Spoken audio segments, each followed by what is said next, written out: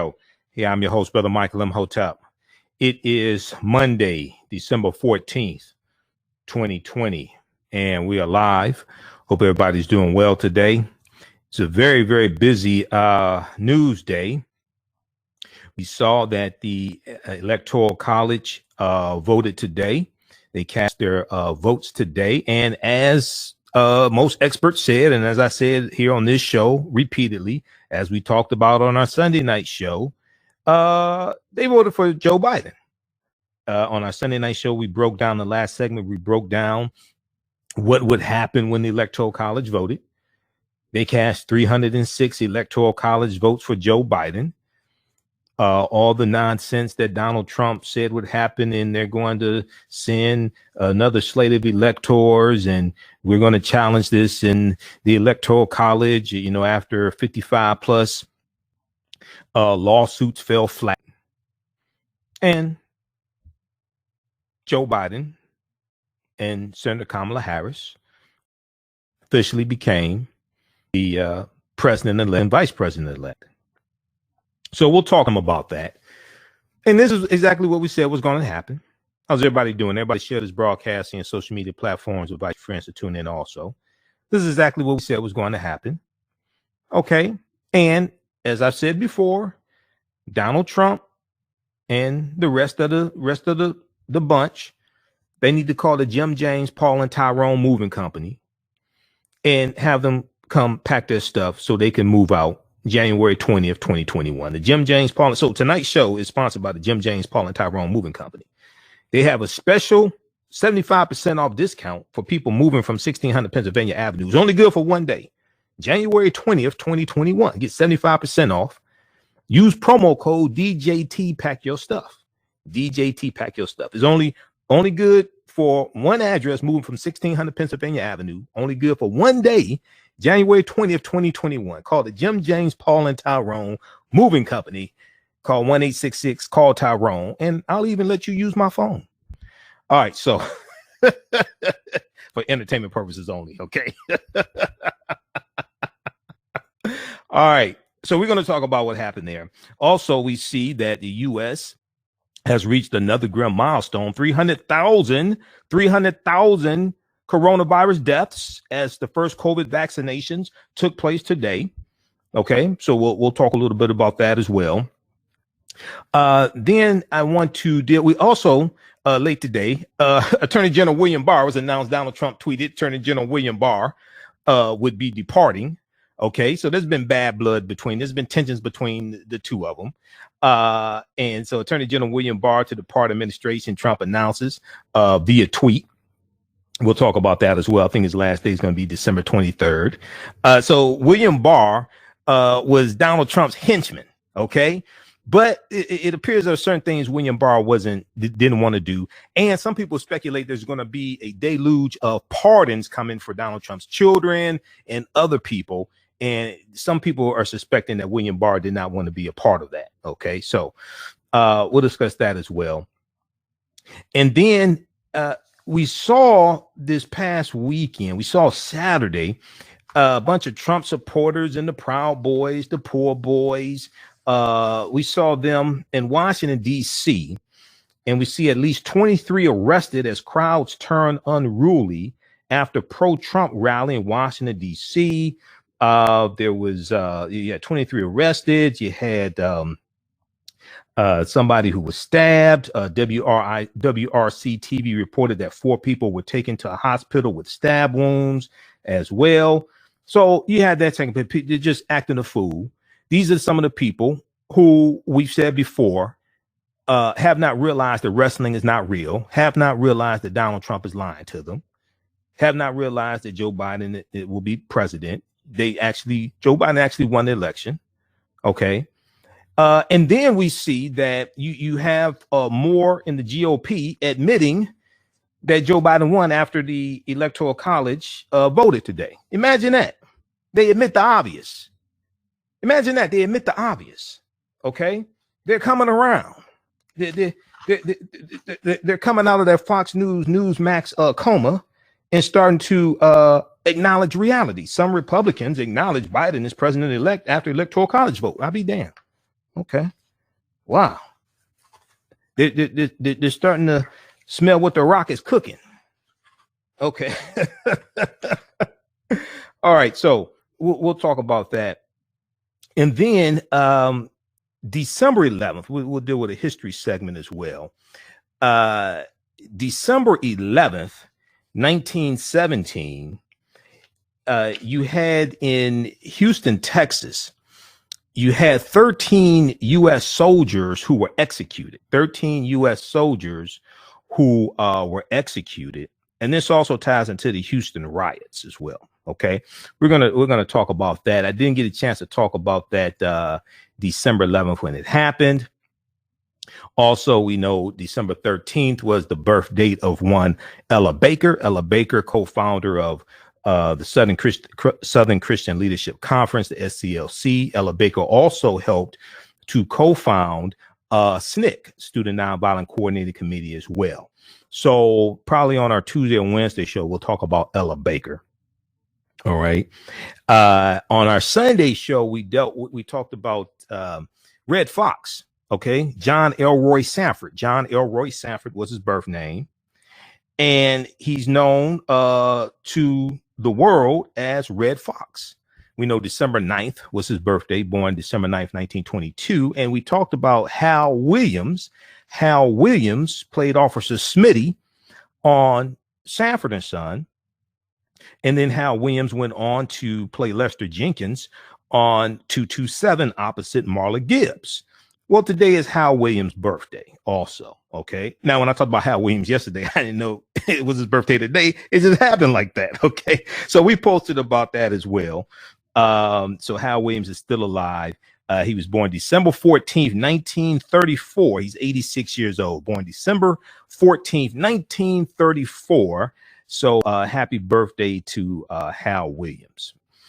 All right. Now, on the African History Network show, we focus on educating, empowering, and inspiring people of African descent throughout the diaspora and around the world, because right now it's corrects wrong behavior. What you do for yourself, what you do to yourself, and what you allow other people to do to you and get away with is based upon what you think about yourself. What you think about yourself is based upon what you've been taught about yourself. What you've been taught about yourself is based upon everything you've read, heard, and seen about yourself. So when you control the radius of a man's thoughts, you can control the circumference of his actions, because the mind can't do or teach what it doesn't know. Now, we deal with a number of different topics here on the African History Network show. We deal with current events in history and politics, education, economic empowerment, entrepreneurship, relationships, love, sex, health issues, and much, much more. Sign up for our email newsletter. Text the word KEMET, KEMET, to 22828. To sign up for our email newsletter, text the word KEMET, KEMET, to 22828 to sign up for our email newsletter. Also visit our website, AfricanHistoryNetwork.com, AfricanHistoryNetwork.com, to sign up for our email newsletter there as well. Okay. If you like this type of information, you can donate to the African History Network, $, the AHN Show through Cash App, $, the AHN Show through Cash App, then also through PayPal, paypal.me/the AHN Show, paypal.me/the AHN Show. Okay, so being that we're here 6 days a week now instead of 1 day a week, that really helps out. We're here Monday through Friday, 11 p.m. to 12 midnight Eastern Standard Time, right here on 9:10 a.m. the Superstation, WFDF here in Detroit. And then we're still on Sundays, 9 p.m. to 11 p.m. We're here Monday through Friday, 11 p.m. to 12 midnight. And then we're still here Sundays, 9 p.m. to 11 p.m. Eastern Standard Time on 9:10 a.m. the Superstation.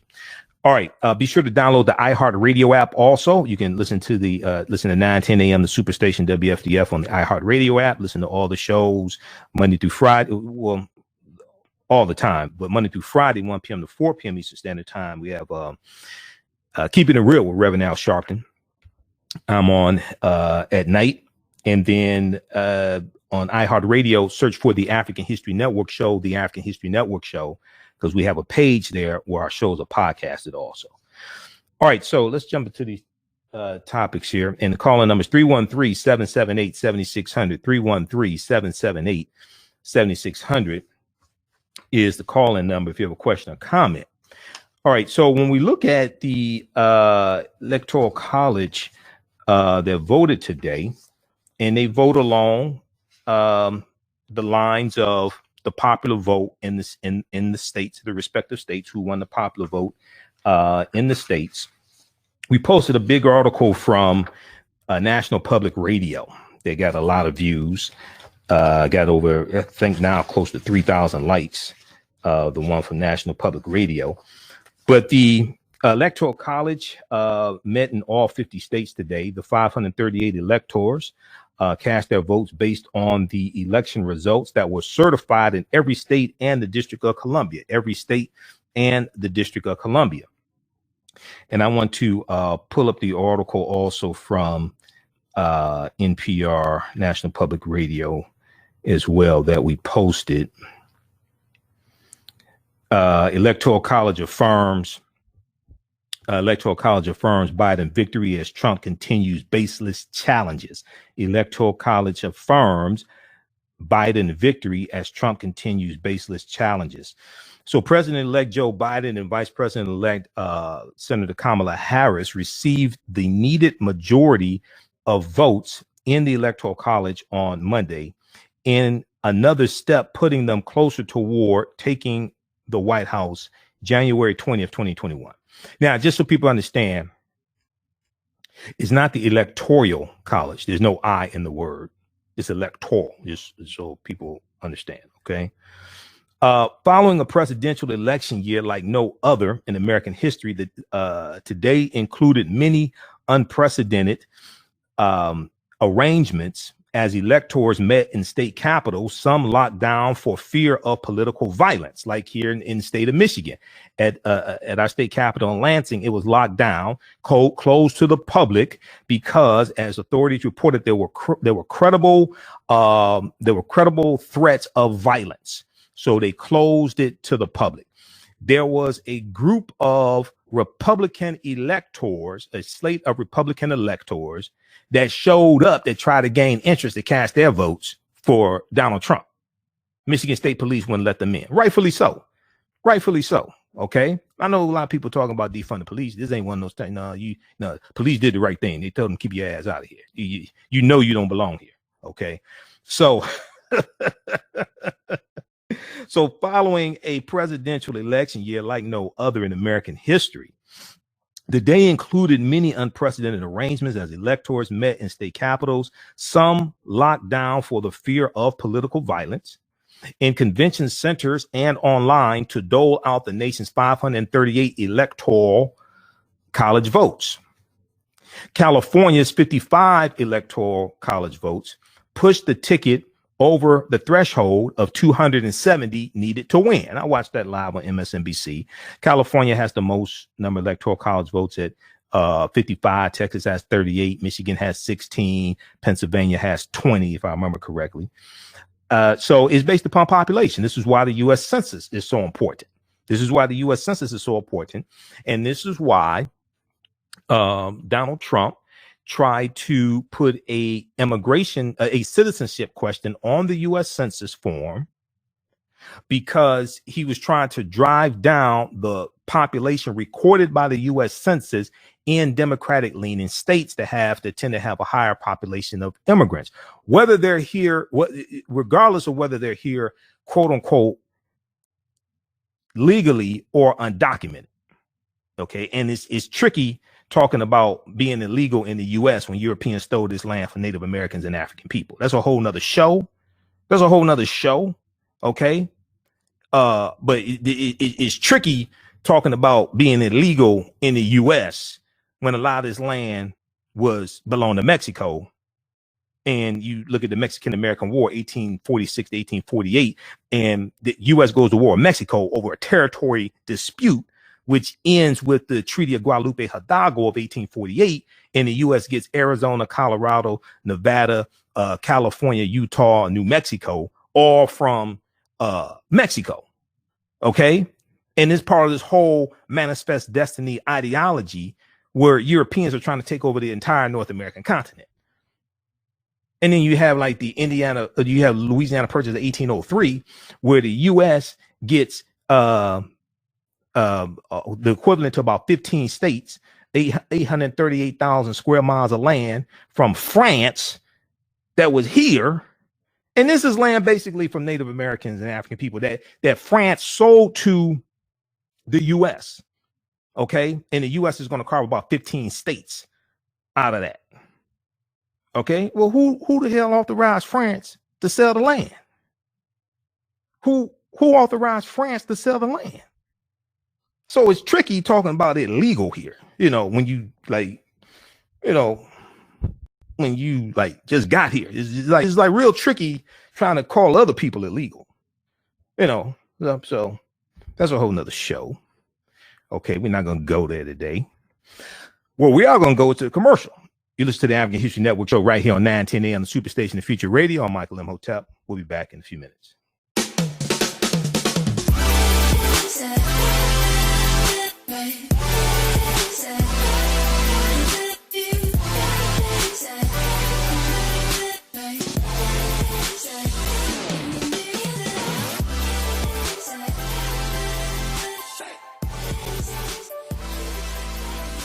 Visit 4glossygirls.com. That's the number 4glossygirls.com, and follow them on Instagram at 4glossygirls.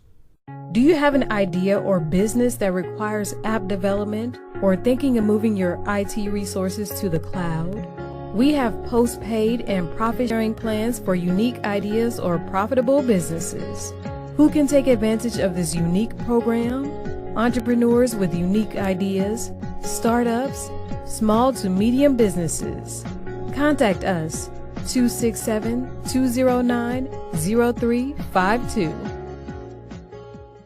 Visit nomadicsystems.net, nomadicsystems.net today. Soul Naturals Products offers organic, plant-based skin and hair care products that will rejuvenate and natural and thicken hair. Their whipped shea butter can heal or restore damaged skin cells to prevent hyperpigmentation and skin breakouts. All products are made with organic plant-based ingredients. Their maximum hair growth oil is fortified with organic herbal extracts and undeniably proves that Mother Nature knows best. It thickens, lengthens, softens, and conditions all types of hair. They even guarantee hair improvement within 90 days or full refund. Their all-natural 24-hour deodorant leaves the body smelling fresh without sweating for up to 24 hours. It does not stain fabric, goes on smoothly, and has a refreshing lavender and frankincense aroma. It can be used by men, women, and even children. Place your order today at soulnaturalbeautyproducts.com. That's soulnaturalbeautyproducts.com. Follow them on Facebook at Soul Natural Beauty Products. Intuitive Design Clothing is a store that sells one-of-a-kind statement pieces for and women. They also specialize in fashion consultations, closet organization, and decorating small spaces. Are you looking for a statement piece for a special fair, or would you like to add some select pieces to your ensemble accessories? If you look for something different, contact Kathy Norm, owner and CEO of Intuitive Design Clothing. Visit their website, intuitivedesignClothing.com. That's intuitivedesignClothing.com, and you can email her at info@intuitiveclothing.com. Intuitive Design Clothing is every entrance is an entrance. Welcome back to the African History Network show right here on 910 AM, the Superstation of Future Radio. Hey, I'm your host, Brother Michael Imhotep. It is Monday, December 14th, 2020, and we're live. Today is the 86th birthday of one Hal Williams. Hal Williams is best known as portraying Lester Jenkins on the TV show 227 opposite Marlon Gibbs, and also he's known as Officer Smitty, everybody's favorite police officer. I want police officers like Smitty and Hoppy. If we had police officers like Smitty and Hoppy, there would not be a police brutality problem. There wouldn't be racial profiling. I want officers like Smitty and Hoppy. Okay. From Sanford and Son. They were there to serve and protect. Okay. We talked. So you go back and watch our Sunday night show, because we did a tribute to Red Fox. December 9th was Red Fox's birthday. December 9th was Red Fox's birthday, right? And we know that Red Fox was born December 9th, 1922. His birthday was John Elroy Sanford. John Elroy Sanford. Sanford was his real last name. His brother he had an older brother named Fred G. Sanford Jr. His father's name was Fred Sanford. His brother was Fred Glenn Sanford Jr. So Fred Sanford, the character of Fred Sanford on Sanford and Son, was named after his brother, in honor of his brother. And his family, John Elroy Sanford, Red Fox, was from St. Louis, Missouri. So on yesterday's show, we talked some about Officer Smitty and Hoppy. And see, one of the things was so crazy. We're gonna get to these stories here, but this is good. We get to this news. So they had a number of different character traits with Sanford the Son. So early in the series, Fred Sanford had that drawer full of eyeglasses, and only one pair worked, right? He had 50 pairs of eyeglasses, only one pair worked. Well, with Smitty and Hoppy, Officer Smitty, played by Hal Williams, he spoke two languages. He spoke standard English, and then he spoke jive. He spoke like street language, or the lingo of the brothers, right? So Hoppy, the white officer, he's standing there talking in standard English, right? And then Fred and Lamont look at Smitty and they look at Hoppy like, what is he talking about? So then Hoppy has to translate, okay? Did you get done in, right? Did you get ripped off? And then Smitty is trying to teach Hoppy the language of the people, but he never gets it right, okay? So he's like, oh, I heard you got torn off. That's ripped off. Oh, yeah, ripped off. So it's a classic show. I have all 122 episodes of Sanford and Son on DVD. Classic show. So happy birthday to Hal Williams. All right, so let's get back to the news. Let's get back to our news roundup segment. Then we'll do some history as well. So as most experts predicted, and people know what the hell they're talking about, predicted, the Electoral College certified the votes of the will of the people. Okay. So Trump supporters, they're sitting around, I guess, trying to figure out how to con more people out of money. And as we talked about the past couple of days, you have some Trump supporters who are realizing that wrestling is not real, and they're realizing they're being conned. Like this one businessman, Frederick Eshelman, who sued a pro-Trump election ethics group, citing disappointing results of effort to expose cheating. This dumbass donated $2.5 million to the pro-Trump group True the Vote. True the Vote is a pro-Trump election ethics group in Texas that promised to file lawsuits in 7 swing states as part of its push to, quote, investigate, litigate, and expose suspected illegal balloting and fraud in the 2020 general election. Well, it ain't go too well. It didn't go the way the player thought it was. He realized he'd been bamboozled, led astray, run amok. He'd been conned. So he asked for his money back. He's suing them. So they told him, look, we'll give you $1 million back if you don't sue us for the 2.5. He said, no, I want all my money back. Okay. So after 55, all these cases, they weren't winning them. He said, well, hold on, And then what was interesting, this is an article from the Guardian.com. This is hilarious because he got more sense than some of these dumbasses that were out there in Washington, D.C. Okay. A lot of them probably don't have health insurance. Some of them probably got to stand in the food line. Okay. Because of the coronavirus economy. He has more sense than them. He was dumb in the beginning, but he woke up.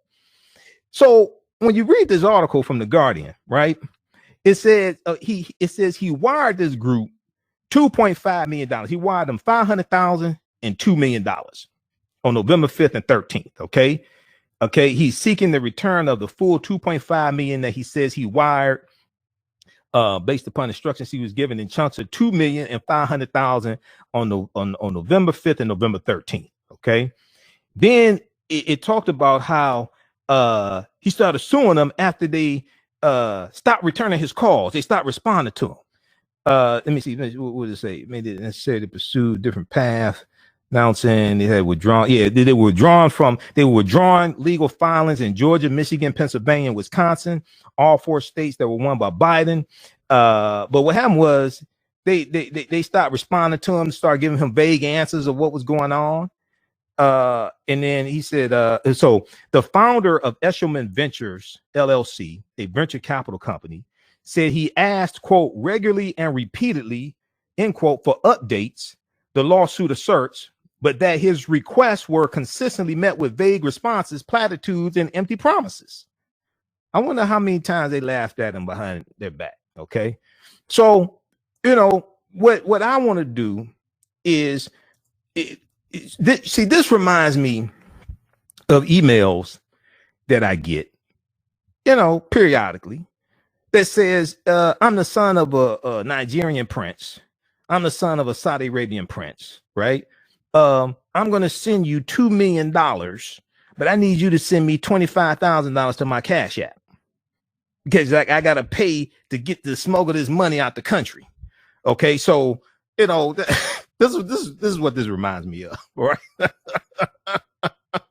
I just send him a letter and say, I'm the son of the Prince of Wakanda. And I'm trying to smuggle out $2 million of vibranium from Wakanda. Okay. I need you to send me $25,000 to my Cash App so I can pay to bribe these people to get this $2 million worth of vibranium out of Wakanda. Okay. And then I'm going to mail it to you. Okay. Oh, man. All right. So let's go back to the article from National Public Radio. So California's 55 Electoral College votes pushed the ticket over the threshold of 270 needed to win. As later states voted, Joe Biden ended with the expected 306 Electoral College votes. That's what I told people he was going to end up with. That's the same amount Donald Trump got in 2016. Now, 2016, Donald Trump said it was a landslide. Is it a landslide now, player? Is it a landslide now? Or is it because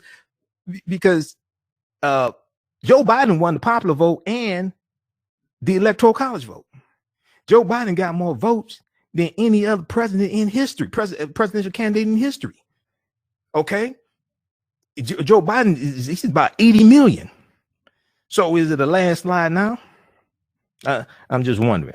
So as later states voted, Biden ended with an expected 306 Electoral College votes. Congress is set to meet on January 6th to count the votes. Biden and Harris are scheduled to take their oaths of office on January 20th, 2021, 12 noon. All right. Read the rest of this article. It breaks down what the Electoral College is. We talked about that on our Sunday night show. We'll post a link here. All right. But another hurdle has taken place. And Joe Biden gave an address this evening, and Joe Biden lashed out also at Donald Trump for continuing to lie. Okay, continuing to lie. There was an article from NBC News. This one here. And then read the updates from the Washington Post. They have good live updates. Biden secures win over Trump as electoral votes put President-elect over the top. Biden offers spirited condemnation of Trump's efforts to undermine election. Biden offers spirited condemnation of Trump's efforts to undermine election. So it talks about how Joe Biden attacked Republicans for making baseless claims about the legitimacy of the election. After a month of downplaying the danger of Trump's and Republicans' efforts to delegitimize Biden's win in the general election, the president-elect Joe Biden unleashed a forceful condemnation on Trump and his allies hours after the Electoral College made his win official once and for all. How many times has Biden won? I saw somebody post today for the 66th time, Biden is going to be the 46th president, something like that. How many times has Biden won? All right. So Biden called the lawsuit filed by 17 Republican attorneys general, and 126 Republican members of Congress at the Supreme Court, asking the nation's highest court to toss out results in multiple states. He called it an, quote, unprecedented assault on our democracy, an unprecedented assault on our democracy. So I did a special broadcast Friday dealing with this frivolous lawsuit that they tried to take to the U.S. Supreme Court. Okay, we dealt with that Friday. Go back and watch that broadcast. Biden called Republicans' efforts to undermine lawful results a, quote, position so extreme we've never seen it before. A position so extreme we've never seen it before. And he pointed out the number of Republican judges by Trump himself who dismissed who dismissed as meritless multiple efforts to overturn results in key states. So there have been over 55. All right. So check out the updates from Washington Post. We'll post this article here all from the Washington Post as well. And there's one from NBC News we're going to post also. Now, some Republicans acknowledge Biden as president-elect after Electoral College vote. Republican lawmakers on Monday evening began acknowledging somewhat that Joe Biden is the president-elect after the Electoral College convened to affirm his victory over Trump. For weeks, GOP senators and representatives had sidestepped the question, with most suggesting they wanted to, quote, let the legal process play out with regards to Trump's baseless claims of widespread voter fraud. And there has been no evidence of such fraud that would have changed the outcome of the election. That's why these lawsuits keep getting thrown out. They're being thrown out by judges who were nominated by Trump, judges who were nominated by other Republican presidents, and judges nominated by President Obama and Democratic presidents. They're being thrown out all across the country. In a statement Monday, December 14th, Senator Mike Braun, Republican of Indiana, said he was, quote unquote, disappointed by the results of the Electoral College vote, but said, quote, we must put aside politics and respect the constitutional process, end quote. He went on to say, today, the Electoral College has cast their votes and selected Joe Biden as the president-elect. State legislatures, state courts, and the United States Supreme Court have not found evidence of voter fraud to overturn the results of the Electoral College vote, end quote, Senator Mike Braun said.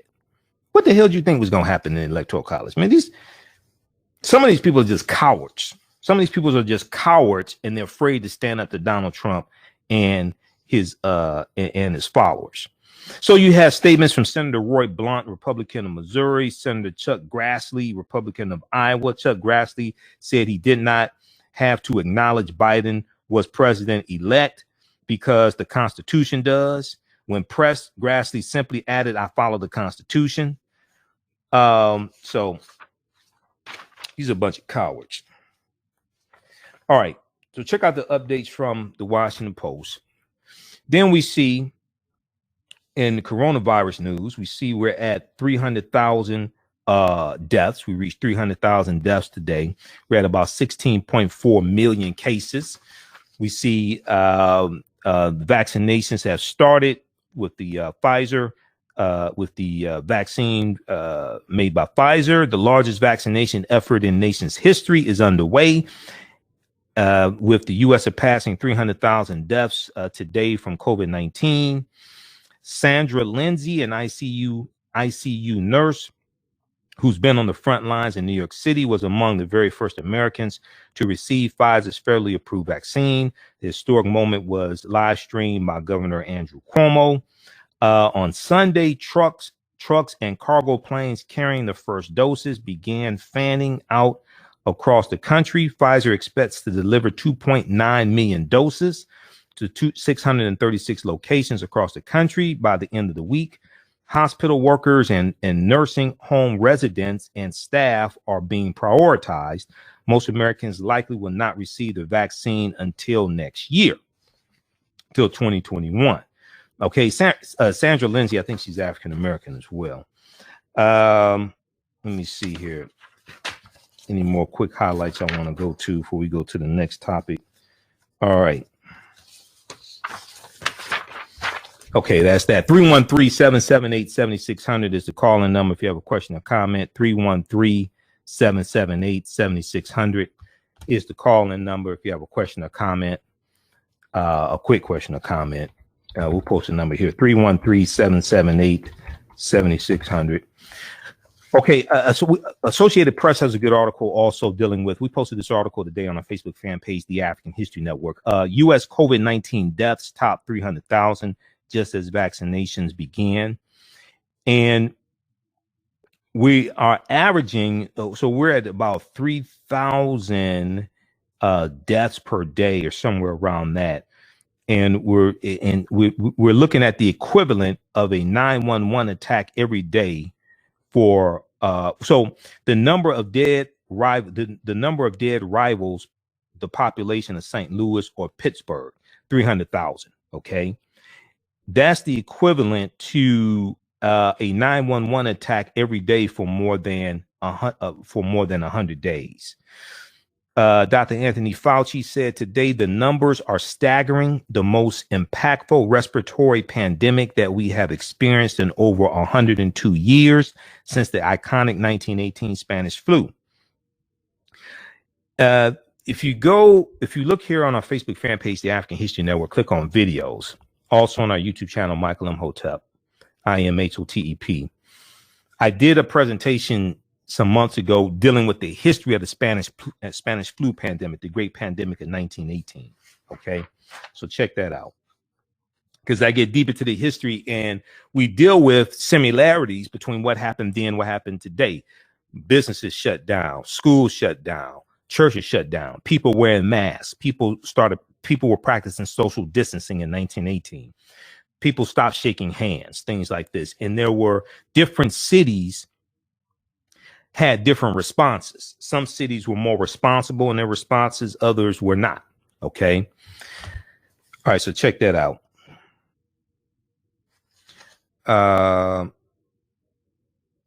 Okay. You got that. So this past Saturday, you had this rally in Washington, D.C. And we've seen the footage of it, and you had the Proud Boys and these Donald Trump supporters out there burning a banner that said Black Lives Matter. They defaced a couple of African American churches, to my understanding. We posted this article from USA Today. At least 23 arrested as crowds turn unruly after pro-Trump rally in Washington, D.C. At least 23 arrested as crowds turn unruly after pro-Trump rally in Washington, D.C. So a crowd waving American flags and wearing masks and wearing Make America Great Again hats gathered Saturday in Freedom Plaza in support of Donald Trump and his allegations of voter fraud in the presidential election. Now, I wonder how many of these people have actually read the U.S. Constitution. I wonder how many of them have actually read the U.S. Constitution, had American government in high school, took political science in college, things like that. Because when you listen to some of them, it sounds like they live in an alternate universe. You listen to some of them, it sounds like they live in an alternate universe. Okay. So later in the evening, the scene became unruly. WRC TV reported that 4 people were taken to a hospital with stab wounds, and the Metropolitan Police Department told the station 23 people were arrested. Videos posted to social media show confrontations between Trump supporters and opponents, and people wearing pro-Trump attire attacking bystanders. In one incident, a bystander pulled out a knife after arguing with Trump supporters. In another incident, police pepper sprayed people involved in a scuffle. Now, earlier, the mood in Freedom Plaza was celebratory as speakers, including Sebastian Gorka, the white supremacist who left the Trump administration early in Trump's term. Sebastian Gorka claimed Trump had won the election and urged demonstrators to keep the pressure on state legislatures. So we talked about this nonsense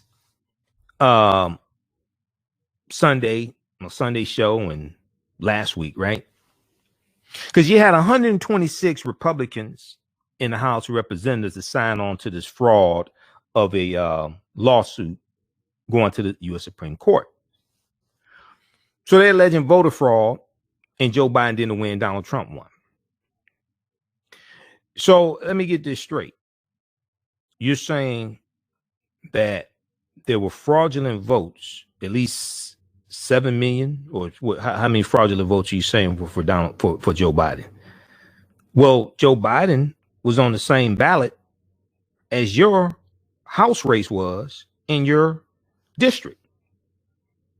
So how many of the votes for you were false? How many of the votes for you were fraudulent? Your argument is the only fraudulent votes were for Joe Biden and not for you, and your race was on the same ballot as Joe Biden. People voted on the same day.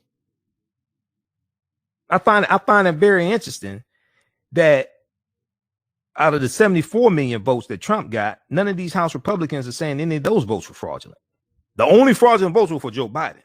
They're not saying any of the votes were fraudulent that were for them in their House races.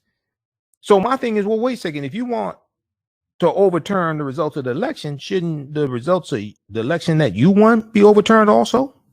It's just the other guy.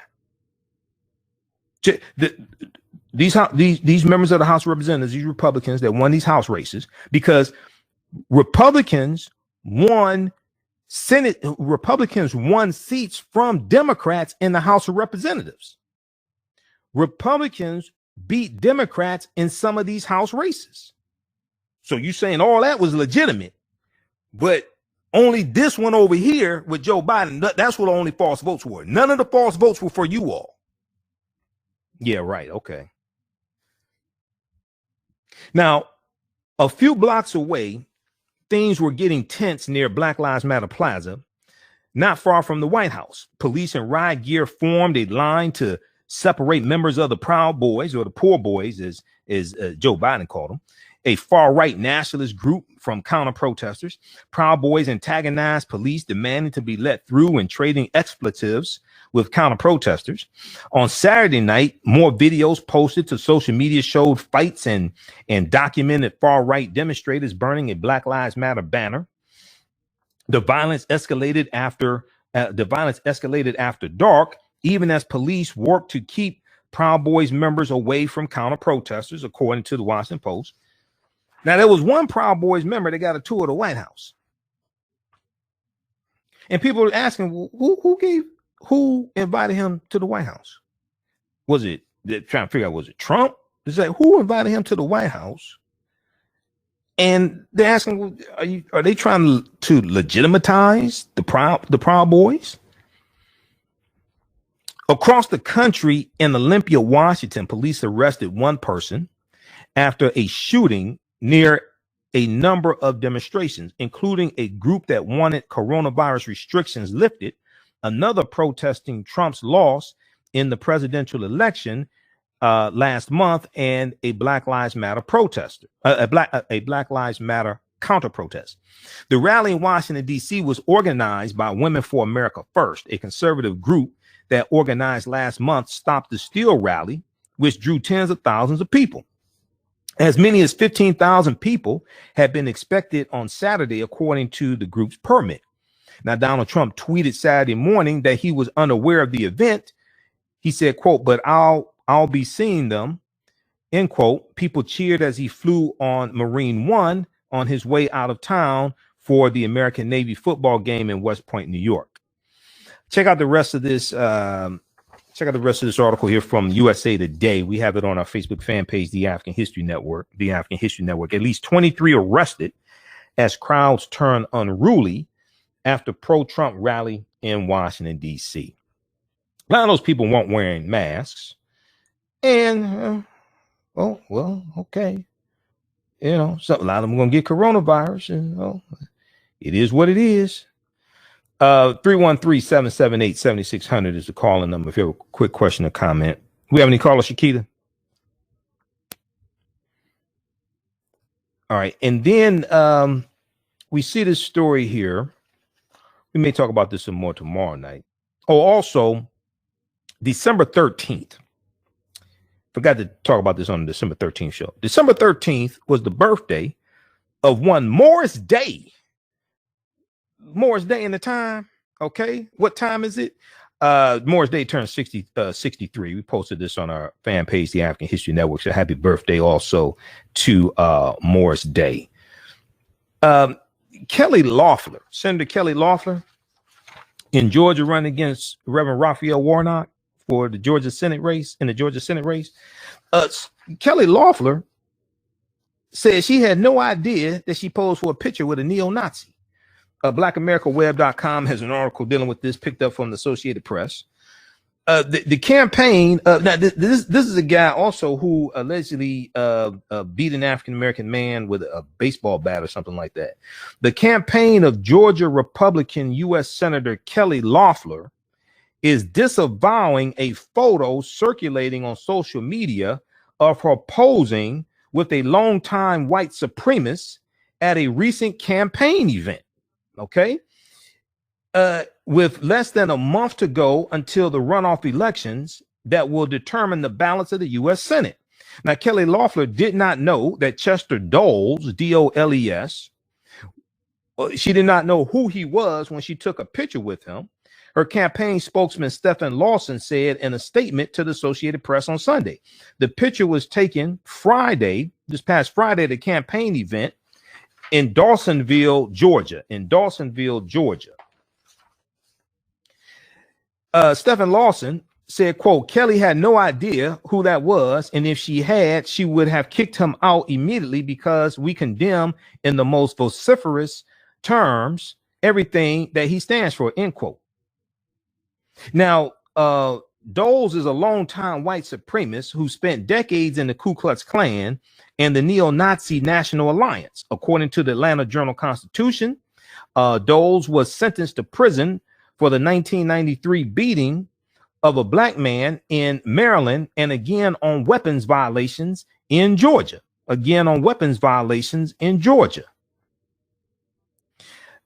In response to a message from, so Doles is also associated with the Hammerskins, which is a racist skinhead gang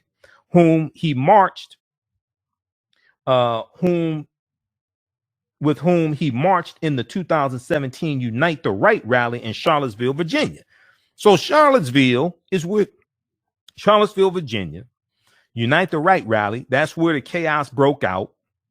And that's where a lot of people were injured, and Heather Heyer was killed, okay, when the car ran through a group of protesters. Okay, he was there also. I wonder what he was doing there. Okay, maybe he was there trying to protect property because he was so concerned about property, okay, being damaged. Now, in response to a message from the Associated Press, Chester Doles, in response to a message from the Associated Press, we'll go to the phone line in just a minute here. Chester Doles said Sunday he had, quote, publicly renounced racism on several occasions in the past couple of years. Chester Doles added that he attended a, quote, redemption service standing in front of an all-black congregation and told my story and renounced all racism and asked for God's forgiveness. Now, that is true. Some white supremacists have a come to Jesus moment, realize the error of their ways, and repent and change their ways. That does happen. I don't know if that happened with Chester, but that does happen with some of them, not all of them, but it does happen. Okay. Doles posted the picture of him and Kelly Loeffler to his account on VK, a Russian social networking site. Well, what the hell is he doing on a Russian social networking site? Okay. Where he has posted pictures of himself posing with Georgia politicians, including Republican Congresswoman-elect Marjorie Taylor Greene, the paper reported. Now, Marjorie Taylor Greene is a QAnon conspiracy theory proponent. There's, it's like you start looking at who these people hang around. It's like, what the hell's wrong with you? Let's quickly go to the phone lines. Let's go to line one. Shago, line one. Welcome to the afternoon. Michael Imhotep. How are you? All right. How you doing? Tell us where you're calling from. I'm calling from Highland Park, Michigan. Highland Park, Michigan. Okay, go ahead quickly with your question or comment. The last few days you had mentioned various artists and entertainers, and I just wanted to mention that on Saturday, December 12th, Dionne Warwick turned 80 years old. Yeah, we posted about that on our Facebook fan page. Yeah, thanks for announcing that. Yeah, she did. 80 years old. Yep. 80 years old. Yep, Dionne Warwick. Yep. And all right, just wanted to add her to the worthy of mention. Okay, man. Appreciate it. Thanks for listening. All right, Mike. All right, peace. And then also today is the birth date of Lillian Randolph as well. We posted this this morning. It was at the National R&B Music Society posted about this. Lillian Randolph, was that today? Yeah, I think that was this morning. Lillian Randolph, African-American female actress. And she was, if I remember correctly, Lillian Randolph. Well, she was one of the, here we go here. Remembering Lillian Randolph on the day of her birth, actress and singer, a veteran of radio, film, and television. She worked in entertainment from the 1930s until shortly before her death. She appeared in hundreds of radio shows, motion pictures, short subjects, and television shows. Lillian Randolph is most recognized for appearing in It's a Wonderful Life in 1946, the movie Magic 1978, and The Onion Field in 1979, the last of which was her final on-screen project. She prominently contributed her voice to the character Mammy Two Shoes in the Tom and Jerry cartoons between 1940 and 1952. She was born December 14th, 1898. She passed away September 12th, 1980, Lillian Randolph. So I've heard some old radio shows with Lillian Randolph on it. Okay, so she's born 1898. All right, that is the 2 years after Plessy versus Ferguson, U.S. Supreme Court case 1896. That's the year before James Weldon Johnson wrote the words to what would become known as Lift Every Voice and Sing, which became known as the Black National Anthem. He wrote that in 1899, James Weldon Johnson. All right. In 1898, that's 3 years after Frederick Douglass died in 1895. Okay, Lillian Randolph. All right. Okay, we're going to continue this discussion on our social media platforms, our Facebook fan page, The African History Network, The African History Network, and our YouTube channel, Michael Imhotep. We're going to talk about December 11th, 1917, U.S. Army executes 13 African-American soldiers in Texas. Find out what happened and why. So those watching us on Facebook and YouTube, keep watching. We're out of time here on 910 AM, the Superstation, the Future Radio, WFDF in Detroit. If you like this type of information, also, you can donate to the African History Network. $, the AHN Show through Cash App.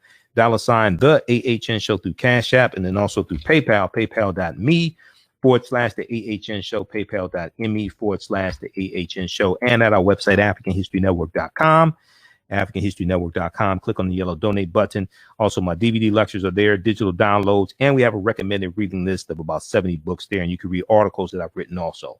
Remember, at the African History Network, we focus on educating, empowering, and inspiring people of African descent throughout the diaspora and around the world, because right now it's correct wrong behavior. It's not over till we win. Wakanda forever. We'll talk to you tomorrow night. Peace. Stand by. Let me disconnect from the radio station. All right, let's keep going. How's everybody doing? African American business owners, post and name your business here on the thread of the broadcast. Email us at customerservice@africanhistorynetwork.com, customerservice@africanhistorynetwork.com. Okay, and we'll let you know how you can advertise with the African History Network. We have a special promotion going on right now for a few more days. And we create a video commercial for you also, no additional charge. And we run your video commercial when we re-air these shows. We re-air these shows throughout the day on our Facebook fan page, The African History Network, and our YouTube channel, Michael Imhotep. And also, these shows are in audio podcast format as well. So wherever you get your audio podcast from, search for The African History Network Show, The African History Network Show also. Okay. And if you go to our website, AfricanHistoryNetwork.com, click on listen to podcasts right on the home page. Are you ready for a new black economy? Well, Happy, the role of the development of civilization, is a brand documentary that will set you on a new path of knowledge and enlightenment. The Happy film gives viewers a snapshot of our economic history from the civilization right up till today. The underlying theme of the interrelationship between the three essential components of economics, politics, and culture. Brings of psychologists such as Dr. Leonard Jeffries, Professor James Small, Dr. Julian Malveaux, Dr. Hawass, and Jabari Azi, and more. Together, they deliver a message of economics, financial independence, and a pride we can all be inspired by. The film is on sale now. It's streaming on all digital formats or for DVD. Please visit Happy, H-P-I, happyfilm.com. Use offer code HAPPY and for a % discount. Intuitive Design Clothing is an online accessory store that sells a-kind signature statement pieces for men and women. They also specialize in fashion consultations, closet organization, and decorating small spaces. Are you looking for a statement piece for a special affair, or would you like to add some select pieces to your ensemble of accessories? If you're looking for something different, definitely contact Norman, owner and CEO of Intuitive Design Clothing. Visit their website, intuitivedesignClothing.com. That's intuitivedesignClothing.com, and you can at info intuitivedesignClothing.com. Intuitive Design Clothing, every entrance is a grand entrance.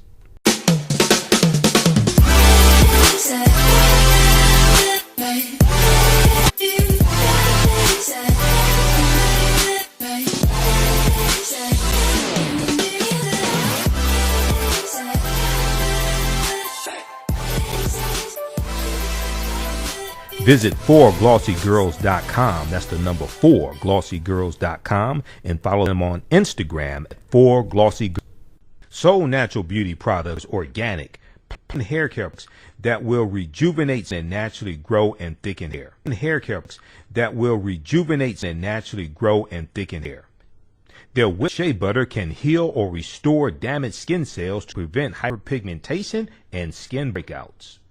All products are made with organic plant-based ingredients.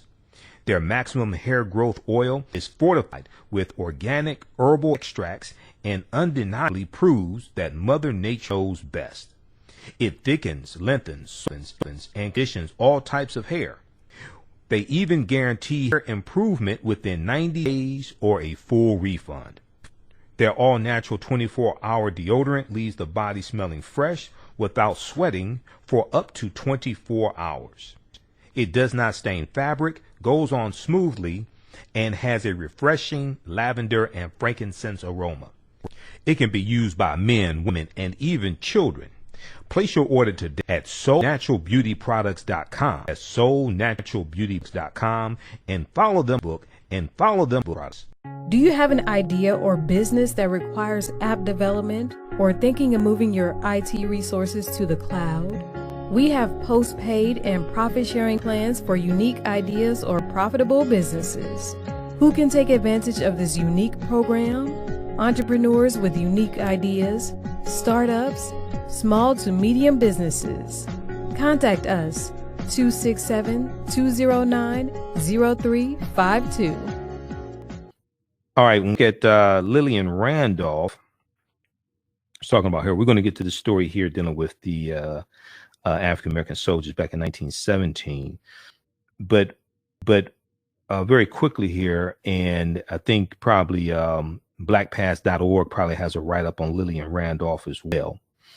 If I remember correctly, Lillian Randolph was one of the women to portray the character of Beulah on radio also. I want to take a quick look here.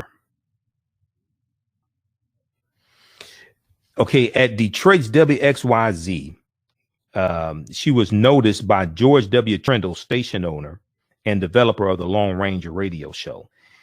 He got her into radio training courses, which paid off in roles for local radio shows. So those that know me, they know I'm a big old radio show buff, right? So I've listened to probably thousands of old radio shows. I've listened to 200 episodes of Dragnet. The Lone Ranger, Sergeant Preston of the Yukon, and the Green Hornet all came out of WXYZ radio studios in Detroit. The Lone Ranger, Sergeant Preston of the Yukon, and the Green Hornet. When you listen to those shows and you look at the credits, they have some of the same actors and actresses in those three shows. Okay. Okay, so the Midnight Funk Association. Yeah, that was the electrifying mojo on WJLB. I used to listen to the Midnight Funk Association when I was younger in middle school and high school, and I'm in the bed listening and I'm supposed to be asleep. I used to listen to the electrifying mojo. Okay, so Lillian Randolph was tutored by a Caucasian actor for 3 months on racial dialect, quote unquote, racial dialect, before getting any radio roles. She moved on to Los Angeles in 1936 to work on Al Jolson's radio show on Big Town and on the Al Pierce show, Pearce, and to sing at the club Alabama there also. Now, let me see something here. Okay. Yeah, that's right. Lillian Randolph was on The Great Gildersleeve. Lillian Randolph played Bird. That's why her name sounded familiar. That's why. Yeah, Lillian Randolph was Birdie on the TV show The Great Gildersleeve, but also on the radio show The Great Gildersleeve as well. I've listened to like every episode of The Great Gildersleeve. This is like going way back in the radio history. This is going back to the 40s. 1940s. The Great Gildersleeve was a spinoff of another really popular radio show called Fibber McGee and Molly. Fibber McGee and Molly. Okay, don't ask me how I know all this. All right. So Lillian Randolph is best known as the maid Birdie Lee Coggins, Coggins, from The Great Gildersleeve radio comedy show and subsequent films, and as Madam Queen on the Amos and Andy radio show and television show, the Amos and Andy television show from 1937 to 1953. She was cast in The Great Gildersleeve job on the basis of her wonderful laugh. Upon hearing the Gildersleeve program was beginning, Lillian Randolph made a dash to NBC. She tore down the halls when she opened the door for the program. She fell on her face. Randolph was not hurt and she laughed. This got her the job. She also portrayed Birdie in the television version of The Great Gildersleeve. Okay. So you can read more about this. Is an entry from Wikipedia about Lillian Randolph. And the National R&B Society, when they had the write-up on her, they did not mention The Great Gildersleeve. See, I remember her from old radio. And I've listened to like thousands of old radio shows, everything from Dragnet to The Shadow to The Green Hornet. The Green Hornet is like one of my favorite. Okay, Britt Reed is The Green Hornet. Now, here's some background history on this, right? The Green Hornet, Britt Reed, is the grandnephew of the Lone Ranger. The Lone Ranger's name was John Reed, okay?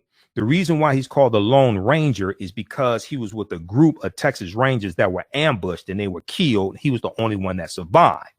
That's why he's called the Lone Ranger, L-O-N-E, not L-O-N-G, L-O-N-E. So when you watch so I was doing research some years ago and I was researching Bass Reeves, the African-American lawman in Oklahoma. And it's believed that Bass Reeves is the real life lawman that the character of the Lone Ranger is based upon. And based upon my research, it is. Okay. The Lone Ranger gave out silver bullets. Bass Reeves gave out silver dollars. The Lone Ranger had 2 guns. Bass Reeves had 2 guns.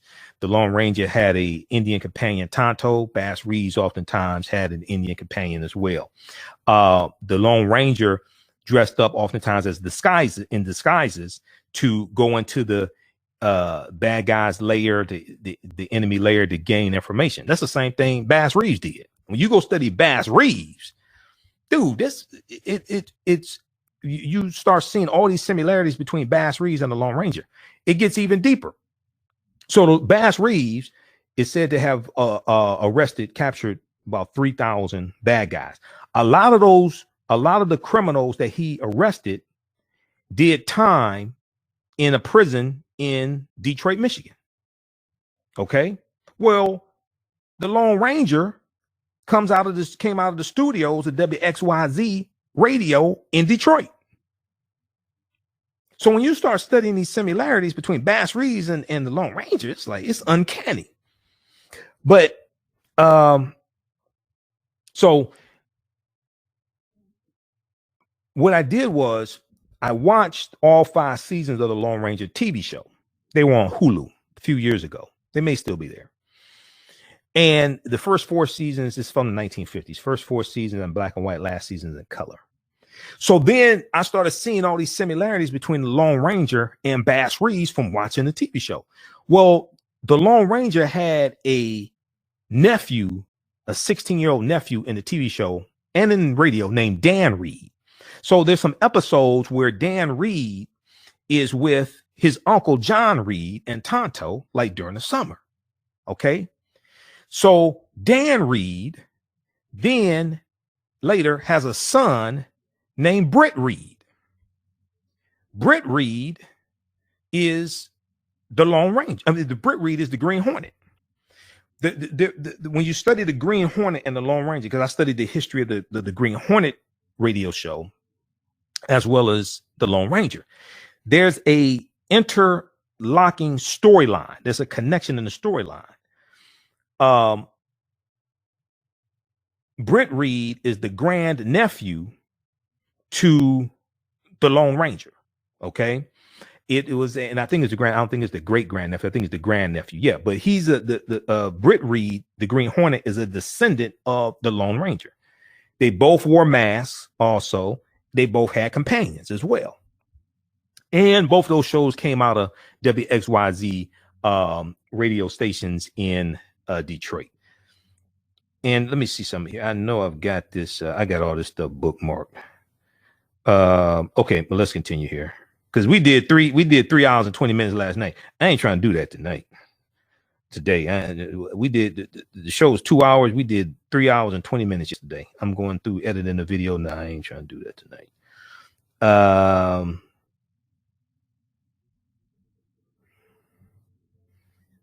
Let me see something here. All right, let's continue. How's everybody doing? We got Linda, we got Cranston, Swollen, Christy. Everybody share this broadcast on your social media platforms, okay? Yeah, the Lone Ranger's nephew was Dan Reed in the Green Hornet radio shows. Let me pull this up here.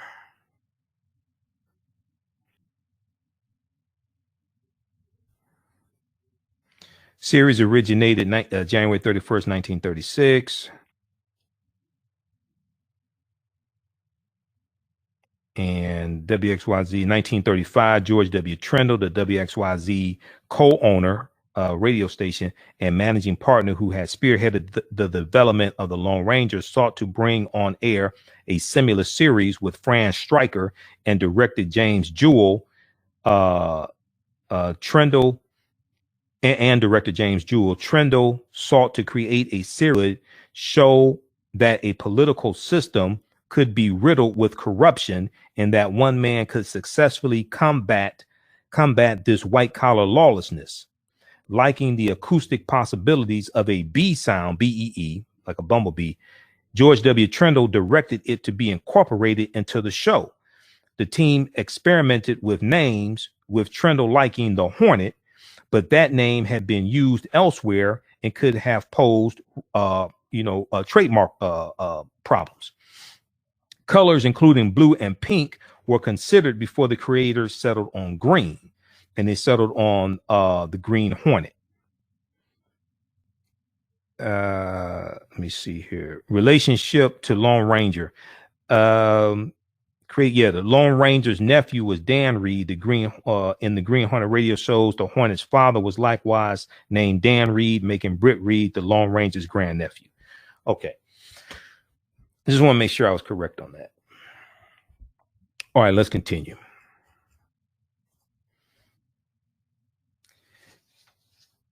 Okay, where were we? Okay, so we were talking about Senator Kelly Loeffler. Read the rest of this. She said she didn't know she was taking a picture with a guy, former member of the Ku Klux Klan, etc. That's blackamericaweb.com. And they have the article that we posted dealing with that today. Also, D.L. Hughley posted about this as well.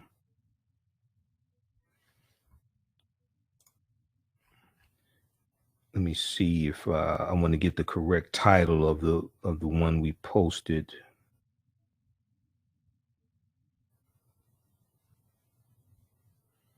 Just a second here. It was something dealing with beating a African American man. And I want to make sure I got the right title.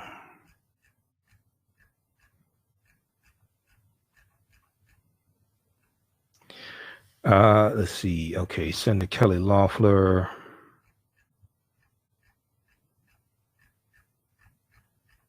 All right, we'll continue here. I'm going to try to find that.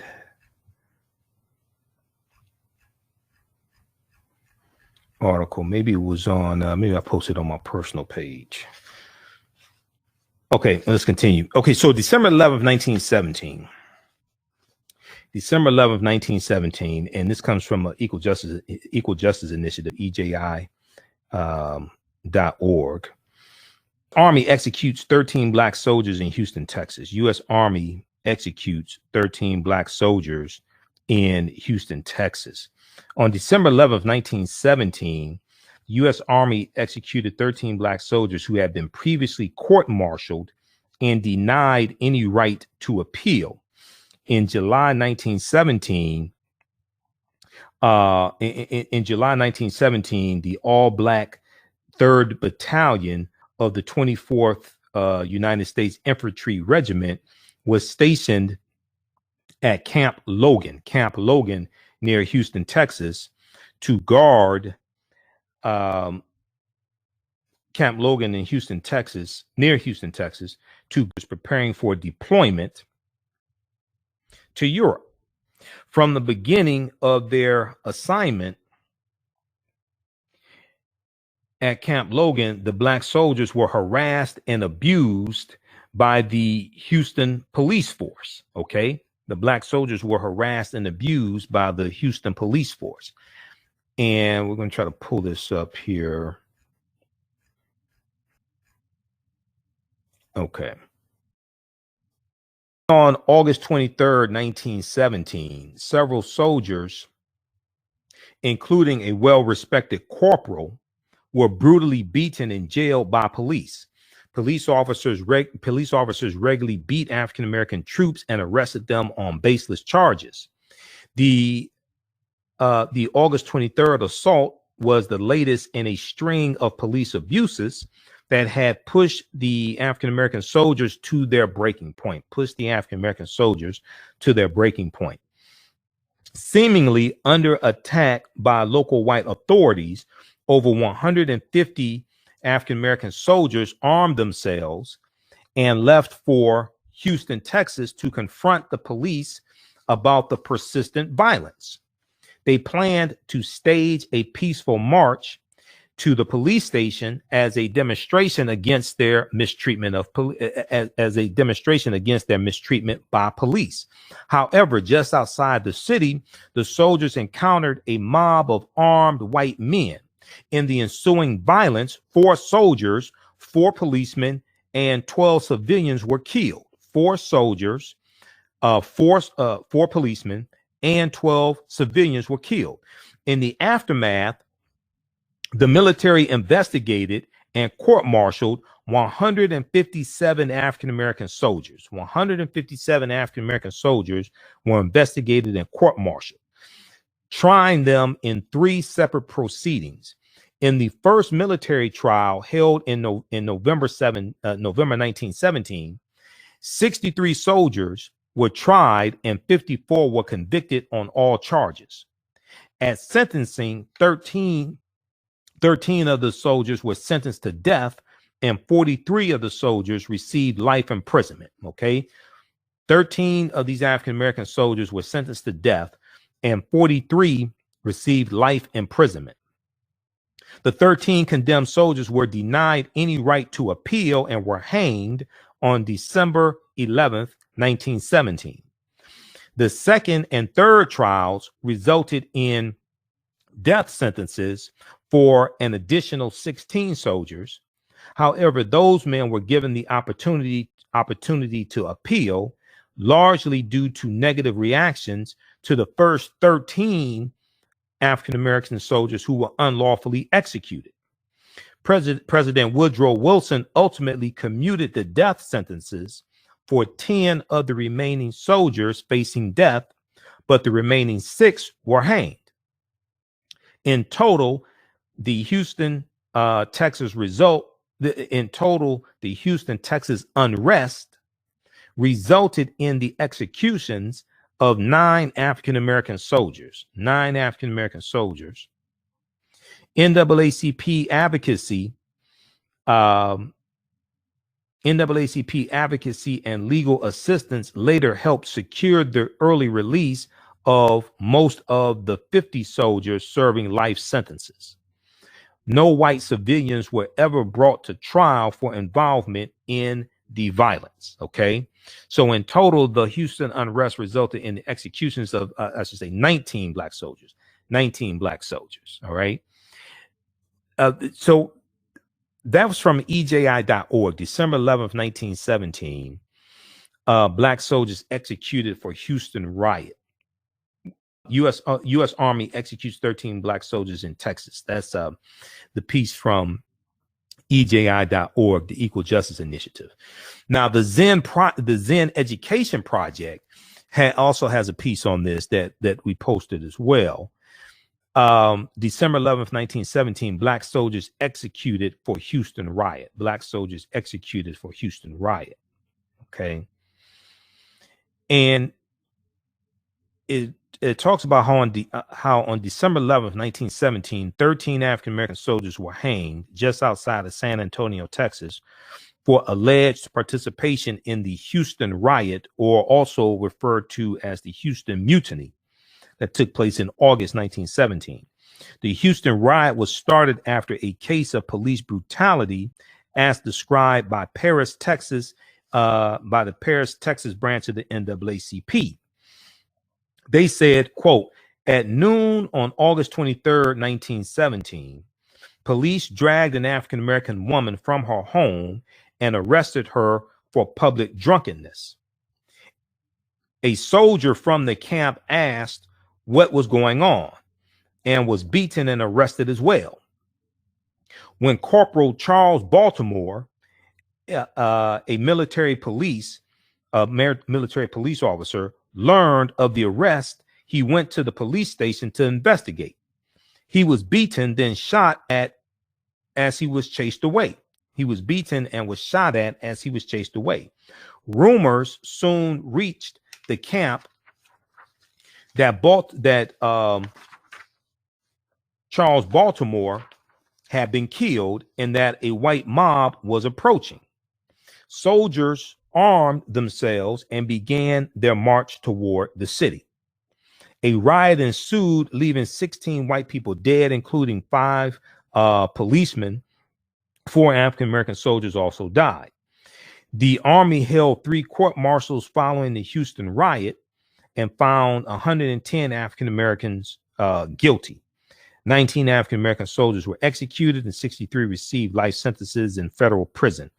2 white officers faced court-martial, but they were released. No white civilians were brought to trial. All right. The 13 soldiers hanged on December 11th were Sergeant William C. Nesbitt, Corporal Larson J. Brown, Corporal James Wheatley, Corporal Jesse Moore, Corporal Charles W. Baltimore, Private William Brackenridge, Private Thomas C. Hawkins, Private Carlos Snodgrass, Private Ira B. Davis, Private James Devine, Private Frank Johnson, Private Rossley W. Young, and Private Pat McWhorter. Okay, so you can check this out from the Zinn, ZINN. They have a lot of good articles there. The Zen Education Project at zenproject.org, because we posted this one also. I think this was the first one we posted. I've posted about this course in the past, but today we posted this article first from the Zen Education Project. And then we posted the one from EJI.org. And usually I try to post each day one of the posts from EJI.org. They deal with like this date in African American history and something that happened, usually something tragic, because they're dealing with lynchings. Okay, so, and then we try to post about birthdays of celebrities, things like that, African American celebrities. There's some history in there as well, and we share some content from we share birthday posts from the National R&B Music Society and Soul TV to lighten things up, but that ties into history also. All right. How's everybody doing? Okay. Hey, if you'd like this type of information, also you can donate to the African History Network, $ the AHN Show through Cash App, $ the AHN Show through Cash App, and also through PayPal, paypal.me /the AHN Show, paypal.me /the AHN Show. Okay. That's the Zen Education Project, ZINN, the Zen Education Project. And their website is zenedproject.org, zenedproject.org. All right. And then what we'll do is on our Tuesday show, we'll deal with that segment, grown man versus grown male, grown man versus grown male. We'll deal with that on the Tuesday show. I didn't get a chance to squeeze that in here, so we'll deal with that on our Tuesday show. That was DeAndre Whitfield, who was on Sister Circle Live. He's talking about the difference between a grown man and a grown male. A grown man is there to be of service. A grown male is there to be serviced. Okay, and he's talking about how to understand the difference. So we'll do a segment dealing with that on our Tuesday show, and people can call in and voice their opinion. So the article from blackamericaweb.com, Kelly Loeffler smiles with ex-KKK leader who nearly beat a black man to death. That was an earlier article dealing with Kelly Loeffler and the alleged white supremacist she was taking a picture with. Okay. And then let me see. Is this the same article? No, this is from, okay. So that one is from Bruce C.T. Wright, who also writes for news1.com. Kelly Loeffler smiles with ex-KKK leader who nearly beat a black man to death. That is from blackamericaweb.com. And then Black America Web had a follow-up article they picked up from the Associated Press. Loeffler campaign, she had no idea she posed with neo-Nazi. Okay, so she's saying, you know, she had no idea he was a white supremacist, you know, anything like that. So, hey, I had a joke I was going to make, but I didn't, but I am. So it's like, because I could just see Kelly Loeffler. So keep in mind, see, Kelly Loeffler also is part owner of a WNBA team, and she's against Black Lives Matter. So she was against her players who supported the Black Lives Matter movement and spoke out against the killing of Breonna Taylor, things like that, right? So, you know, I was thinking Kelly Loeffler would say something like, KKK, is that like roadside assistance for white supremacists? Is that like AAA, right? KKK. So anyway, that's just the way I think. But is KKK roadside assistance for white supremacists? Like AAA, right? All right, look, hey, we had to get out of here. Remember, the African History Network, we focus on educating, empowering, and inspiring people of African descent throughout the diaspora and around the world, because right now it's correct wrong behavior. We're here 6 days a week, Monday through Friday, 11 p.m. to 12 midnight Eastern Standard Time. We broadcast the first hour on 9:10 a.m. Superstation WFDF here in Detroit. I do radio here in Detroit. And then we continue on our social media platforms as we go over. We're wrapping up earlier tonight than some nights. And then Sundays, I've been doing the Sunday time slot, 9 p.m. to 11 p.m. for 4 years on 9:10 a.m. the Superstation. So we still do Sundays as well. Okay. So on 6 days a week, African-American business owners email us at customer service at AfricanHistoryNetwork.com, customer service at AfricanHistoryNetwork.com, and we'll let you know how you can advertise with the African History Network also. Okay. And we rebroadcast a lot of these shows throughout the day on our Facebook fan page and our YouTube channel. All right, look, we have to get out of here. Remember, right now, it's correct. Wrong behavior is not over till we win. Wakanda forever. We'll talk to you tomorrow. Peace. Have you the world famous no frowny brownie yet? Pink Bakery? If not, what are you waiting for? They're vegan, gluten-free, free of the big 8 allergens. While eating no frowny brownies, fabulous Miss Tabitha Brown said they were very good. Very good. And you know, if she said they are. The Pink Bakery is the first black-owned, big allergen-free baking mix company.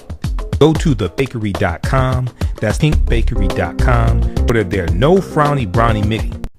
For 25 years, the Black One-on-One Mobile Museum has carried on the legacy of the Black movement in America, showcasing original artifacts of the Black universities, K-12 schools, corporations, libraries, conferences, and cultural events, making the most traversed Black history mobile exhibit in America. Dr. Khalid El-Hakam is the founder of the Black History One Mobile Museum, and he is a highly sought-after speaker on topic history, social education, museum studies, and relations.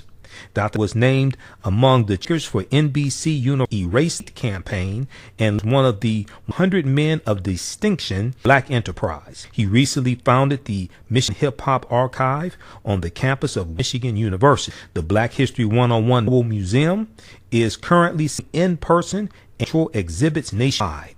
For more information, please contact Dr. Khalid El-Hakam directly at 316-455-417, 313-64417, or visit their website at blackhistorymobile.com. That's blackhistorymuseum.com. You can also email him b101@yahoo.com, bhistory@yahoo.com.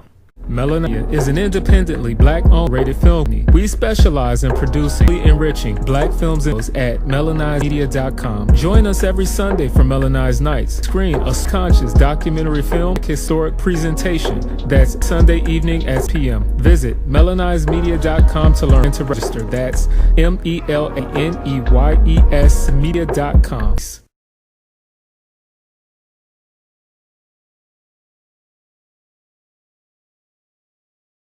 Alkebulan's life attitude is servitude. They focus on providing quality products and customer service. They're here to fulfill your men's and women's clothing, accessories, health and products, essentials, fragrances, hair products, and much more. Check essentials, fragrances, hair products, and much more. Check out their collection of clothing and products for African kings and queens. Visit their website, alkebulanlife.com, ALBULAN, alkebulanlife.com. They look forward to serving you. Sage and Elm Apothecary creates unique products, especially with you in mind. Use simple ingredients such as whole fruits, herbs, and vegetables. Each product crafted offers a unique plant-based experience. Their holistic approach to care formulate product inventory. Proud to serve our community of plant-based product suppliers and offerings for the entire family.